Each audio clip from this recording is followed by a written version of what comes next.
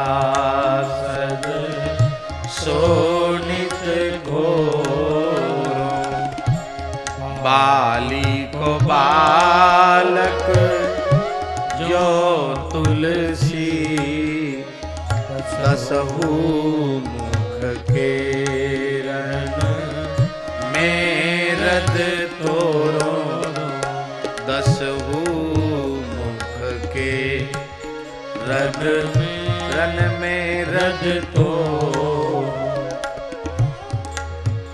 अति को सुरो प्यो है पाओ सभा, सबलंक ससंकित शोर मचा, तन के गणनाद से वीर पचारी के हारी निशाचर सेन पचा, न करे पग में ते गुरु भो, सुमनोमयी संग विरंची रचा, तुलसी सब सूर सराहत हैं, जग में बलशाली है बाली बच्चा, बच्चा जग में बलशाली है बाली बच्चा।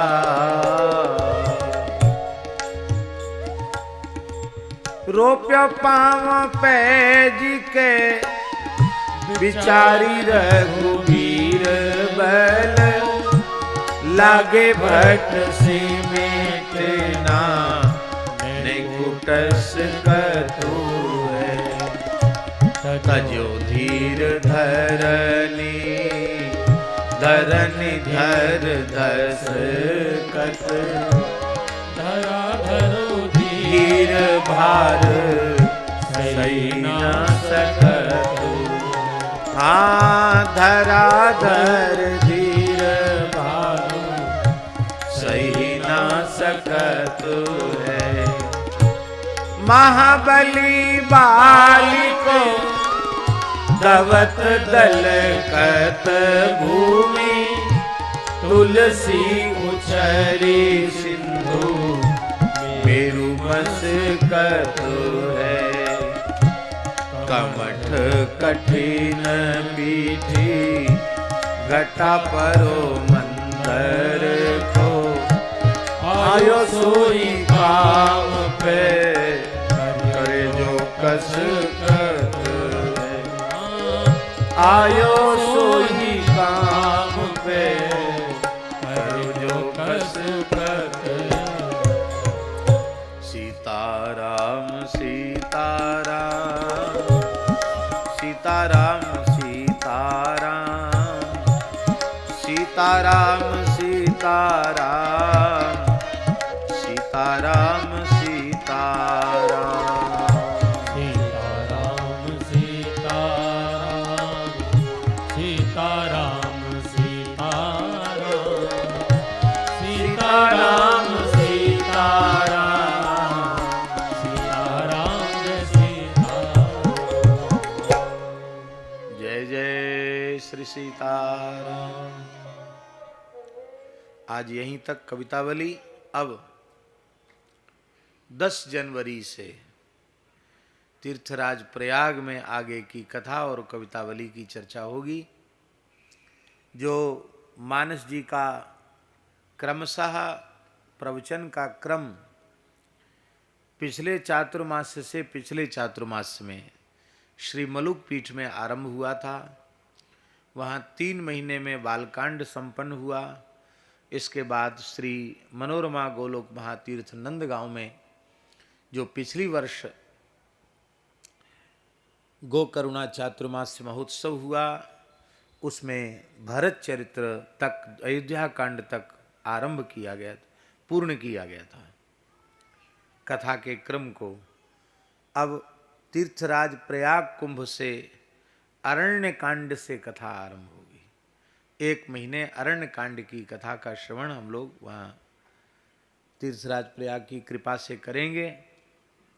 अरण्य कांड किष्किंधा कांड जहाँ तक हो जाए, और कहो अरण्य कांड में ही रह जाए, जैसी भगवान की इच्छा। तो सुंदर हम लोग चर्चा करेंगे। जो लोग प्रयाग जाएंगे वे तो श्रवण करेंगे ही। आजकल आधुनिक इस वैज्ञानिक यंत्र के माध्यम से लोग देश विदेश में घर बैठे भी सुन सकते हैं। तो जो क्रमशः रामचरितमानस का प्रवचन सुन रहे हैं उनको ये लाभ प्राप्त होगा। श्री वृंदावन बिहारी लाल की जय। कल हम लोगों ने काली दमन लीला का स्मरण किया था। एक श्लोक है वाराह पुराण का। वाराह पुराण में जो श्री वृंदावन महात्म्य है, उस वृंदावन महात्म्य में भी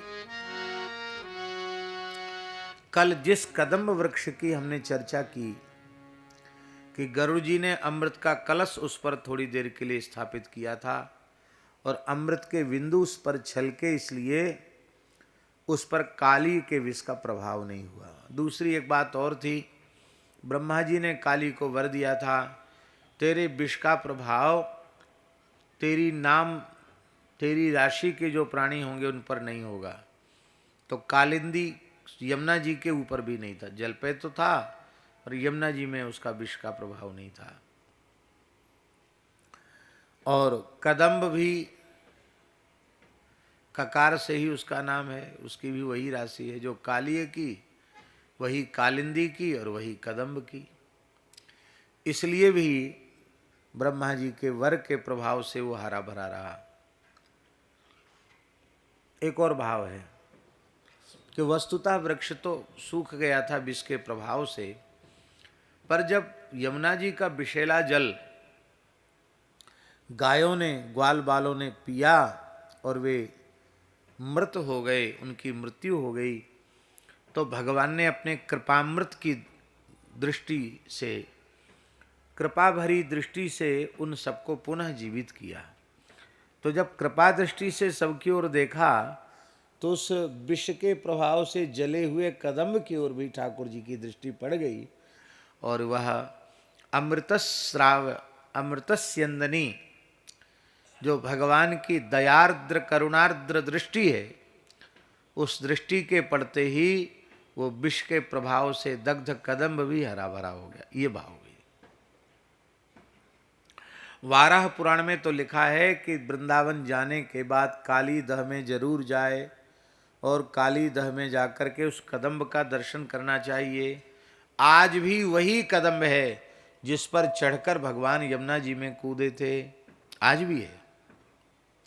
भगवान की लीला का साक्षी है। वाराह पुराण में भगवान शंकर पार्वती जी से कह रहे हैं, तत्रापि महदाश्चर्यं पश्यन्ति पंडिता जना कालीय हृद पूर्वे तु कदम्बो हरितो द्रुमः शतशाखा विशालाक्षी पुण्यम सुरभिगंधि च सच द्वादश मासानि मनोज्ञ सुख शीतलः पुष्पया पुष्पायति विशालाक्षी प्रभासंतो दशो दिशः।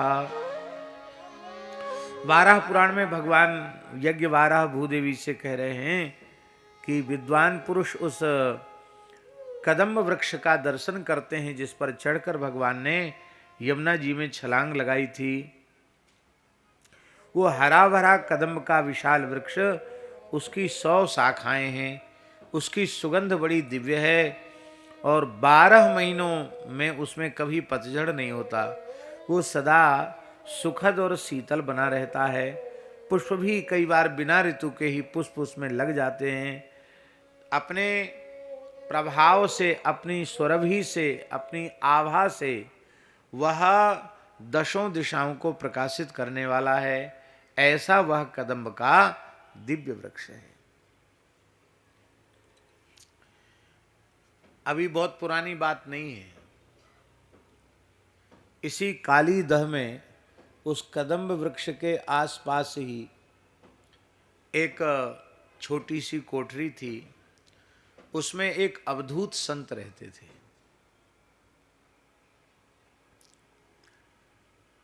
कई तरह की भाषा बोलते थे वो, कई तरह की भाषा। कौ उड़िया बोलें, कौ बंगला बोलें, कौ अंग्रेजी बोलें, कौ उर्दू फारसी बोलने लग जाएं, कहो मराठी, वो जाने क्या क्या बोलने लग जाएं, जो उनके मन आवे सो बोलते थे। समझ में नहीं आता क्या कह रहे हैं, कुछ कुछ समझ में आ जाए। बहुत अच्छे महात्मा थे।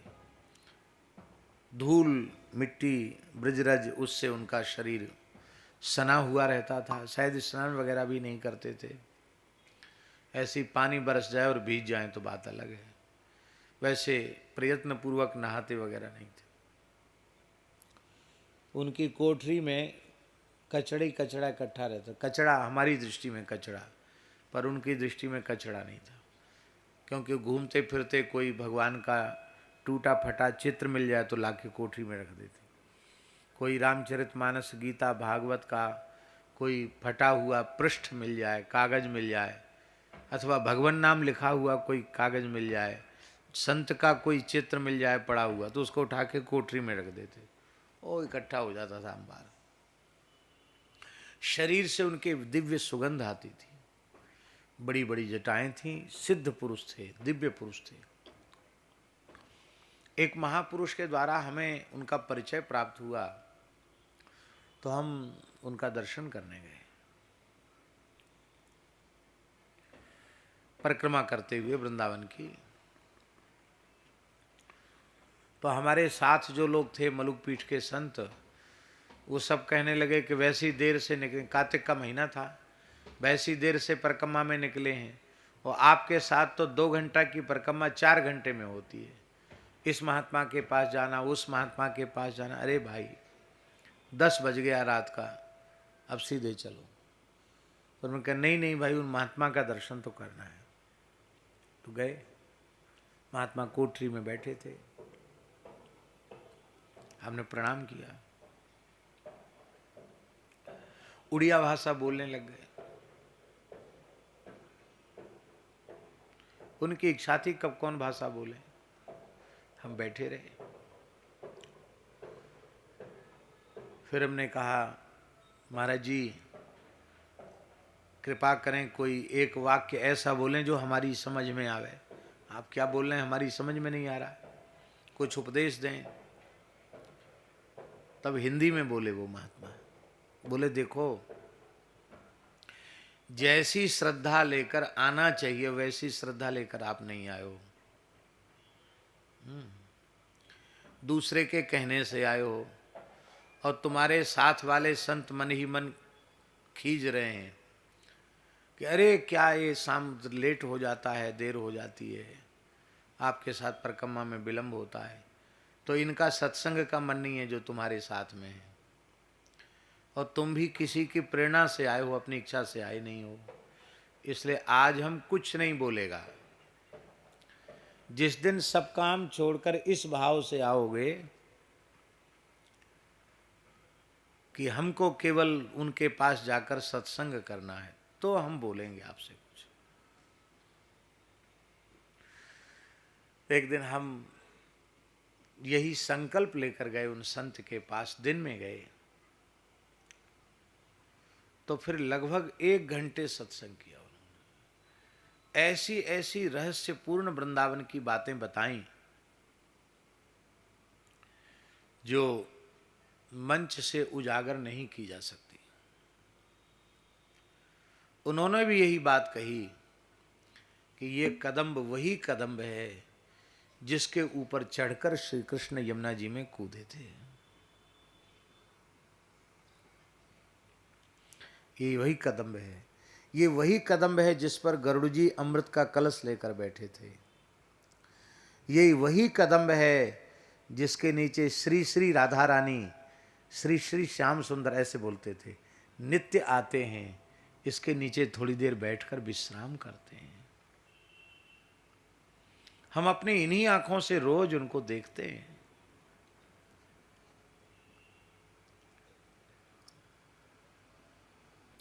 हमसे बोले आप बाहर जाते हो? हमने कि हाँ बाबा जाते तो हैं। क्यों जाते हो? वृंदावन से बाहर नहीं जाना चाहिए। क्यों जाते हो? हम क्या उत्तर दें, चुप हो गए। हमारे साथ एक संत थे, उन्होंने कहा कि कथा वार्ता के लिए लोग बुलाते हैं, सत्संग के लिए इसलिए जाना पड़ता है। कहते यहीं कथा करो, बाहर क्यों जाते हो? यहीं कथा करो, जिसको सुनना होगा यहीं आएगा। हम तो चुप ही थे। तो फिर एक महात्मा बोले कि महाराज जी इनका बहुत काम है, वो जी बिना जाए आए वो सब सेवा चल नहीं सकती। तो बड़ी जोर से हंसे वो संत, बोले देखो हम कुछ नहीं बोल रहे थे, हम तो केवल सुन ही रहे थे। उन महात्मा ने कहा कि उस समय की बात है जब उतना ज़्यादा नहीं था। उन्होंने कहा कि शायद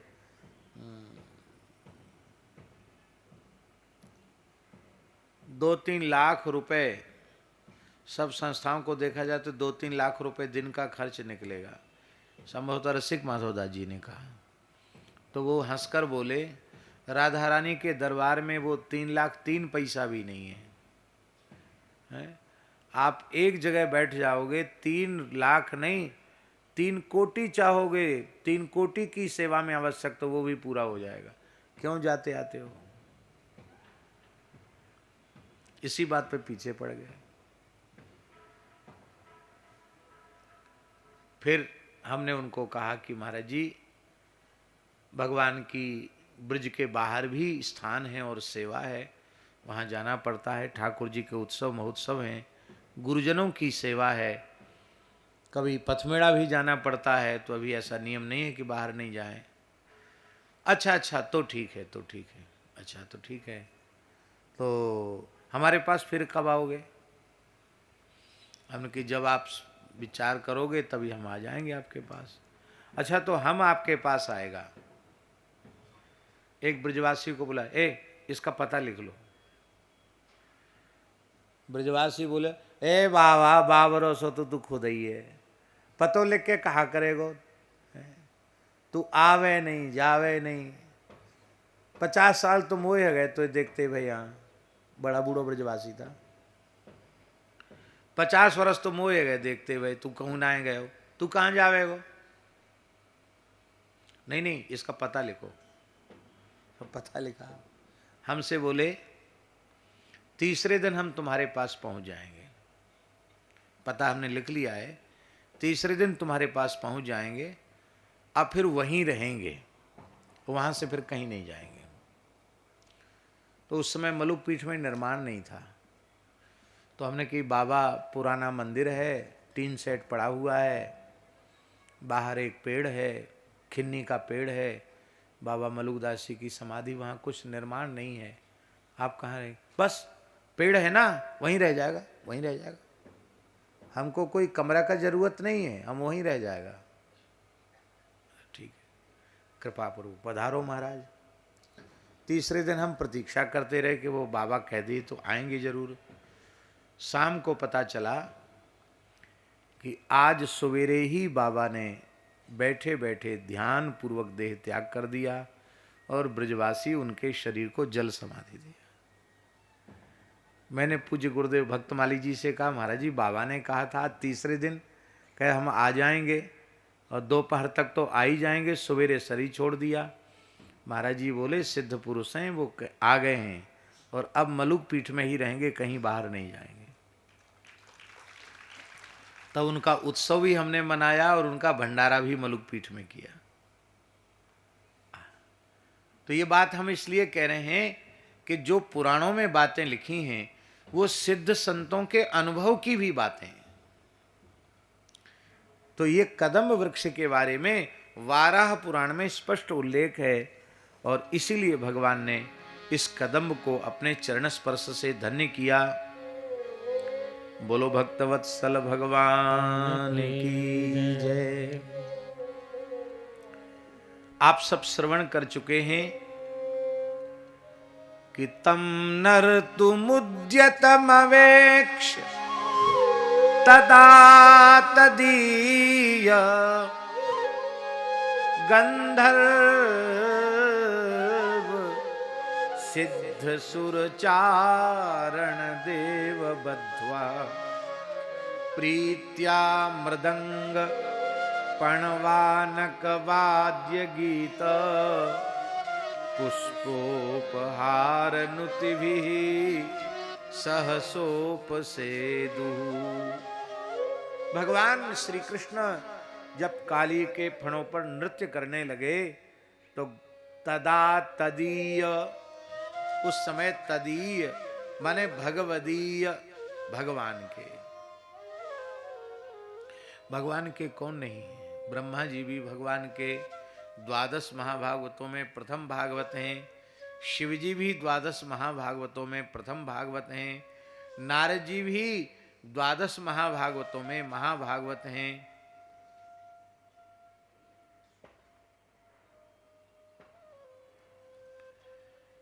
आहा, ये सब के सब तदीय, ब्रह्मा, शिव, नारद, सनकादि आदि सिद्ध वहां उपस्थित हो गए। प्रसन्नता पूर्वक चित्रथ गंधर्वराज मृदंग बजाने लगे, हा हा हू हू गायन करने लगे। नारद जी वीणा बजाने लगे। भगवान शंकर अपने डमरू का निनाद करने लगे और ऊपर से पुष्प की वर्षा करने लगे। इस तरह से भगवान नृत्य कर रहे हैं। आज भगवान शिव नटवर नागर श्री कृष्ण के काली फणों पर तांडव नृत्य का दर्शन करके आनंदित हो रहे हैं। कह रहे प्रभु, न जाने कितने युग कितने कल्प यह तांडव करते करते व्यतीत हो गए, पर आज आपने तो अद्भुत तांडव करके मेरे सर्वस्व को हर लिया है। हमारा तन मन प्राण आप पर न्यौछावर है। भगवान की ऐसी सुंदर झांकी है। यद यच्छिरो नमतिंग शतैक शीर्ष्णा तत्तन्ममर्द खरदंड धरोघ्निपातैः क्षीणायुषो भ्रमत उल्बण मास्यतो श्रृंग नस्तो बमन परम कश्मल मापनागः। काली नाग के 100 मस्तक थे। जिस फण को वो झुकाता नहीं था, ऊपर खड़ा कर लेता था, उसी पर भगवान अपने चरण की चोट पहुंचाते थे। जोर से पैर को धमकते थे, एड़ी से उस पर कूद जाते थे ठाकुर जी नृत्य करते हुए। नृत्य और नृत्य में अंतर होता है। भगवान ने नृत्य नहीं किया, क्या किया?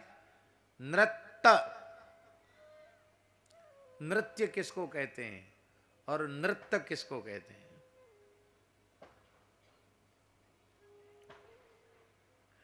ललित गति से हस्त पादादि विन्यास पूर्वक भाव प्रकाशनो नृत्य। ललित गति से हाथ पैर को मोड़ करके भाव दिखाना, इसको कहते हैं नृत्य। ललित गति से, ऐसे जैसे मुरली मनोहर आए तो ऐसे कर लिया, गिरधर गोपाल आया तो ऐसे कर लिया, ये है भाव प्रकाशन पूर्वक हस्त पादादि का ललित गति से विन्यास, उसको कहते हैं नृत्य। और उद्दाम गत्या अंघ्रिकुट्टनम नृत्तः।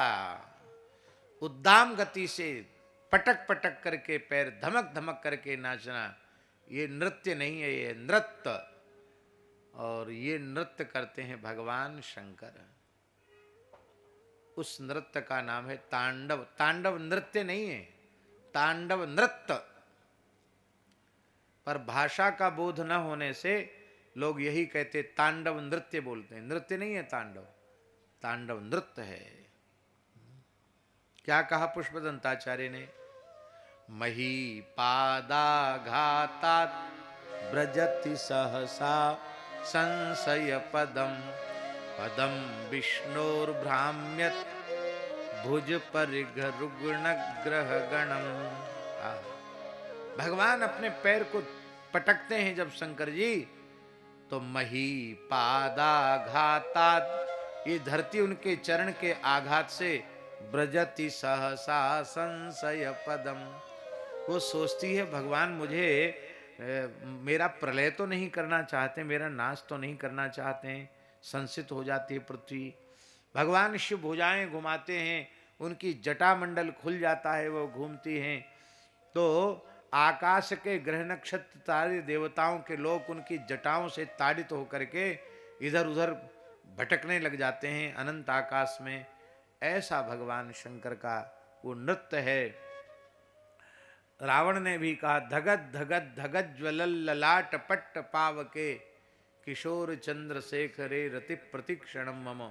जब नृत्य करते हैं तो तीसरा नेत्र खुलता है, तो धगत धगत धगत ज्वलल ललाट पट्ट पावके,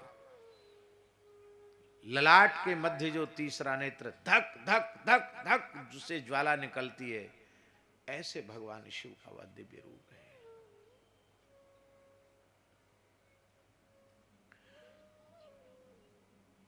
शंकर जी को नटराज क्यों कहा गया? नट ऊंचे मंच पर चढ़कर अपनी कला की प्रस्तुति देते हैं। शंकर जी से ऊंचा किसी नट का मंच होगा? कैलाश पर नाचते हैं, सबसे ऊंचा मंच है कैलाश।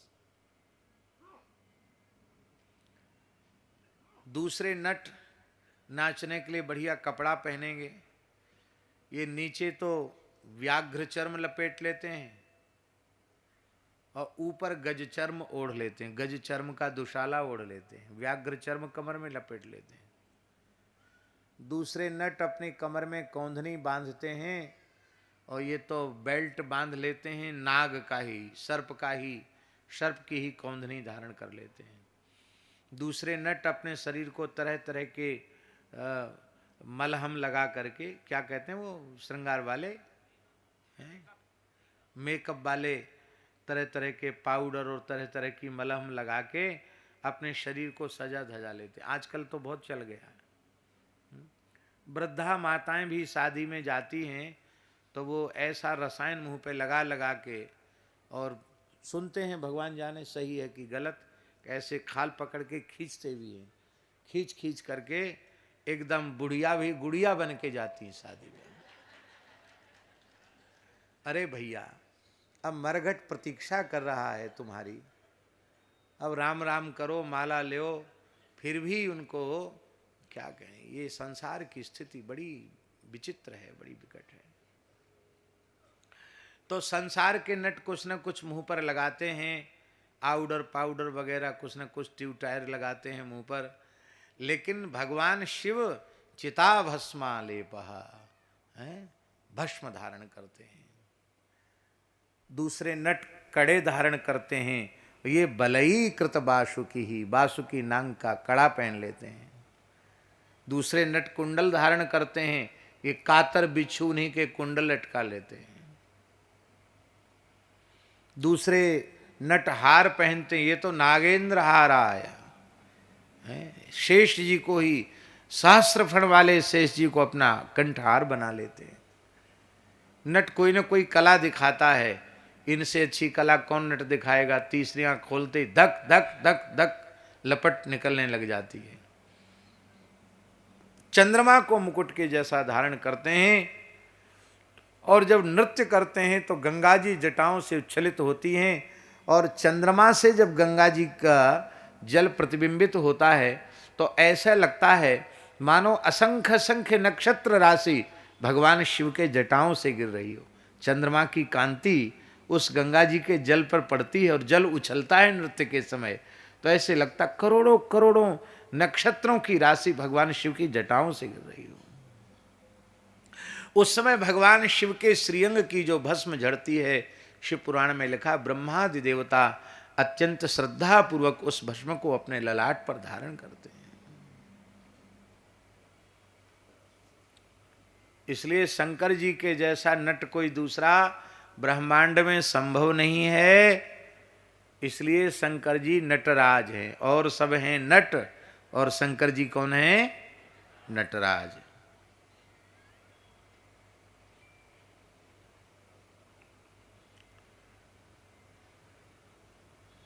और श्री